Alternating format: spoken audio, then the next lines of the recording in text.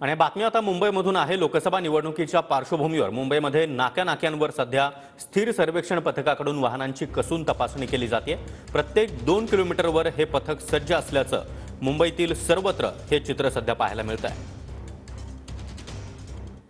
निवडणुकीच्या पार्श्वभूमीवर मुंबईमध्ये निवडणूक आयोगाकडून स्थिर पथकाची स्थापना करण्यात आलेली आहे आणि स्थिर सर्वेक्षण पथक ठिकठिकाणी आपण पाहतोय की कार्यरत झालेले आहे। मी सध्या धारावीच्या जंक्शनवर आहे आणि या ठिकाणी आपण पाहतोय की धारावी पोलिसांकडून मोठी बॅरिकेडिंग या ठिकाणी करण्यात आलेली आहे। मुंबईच्या दिशेने येणारे जे ट्रॅफिक आहे त्याला या ठिकाणी विजिलन्स केलं जातं आहे। सगळ्यात महत्त्वाचं म्हणजे स्थिर सर्वेक्षण जे पथक आहे ते या ठिकाणी प्रत्येक गाड्याला थांबवत आहे आणि या संशयास्पद ज्या गाड्या आहेत त्यांची चेकिंग सुद्धा या ठिकाणी केली जाते।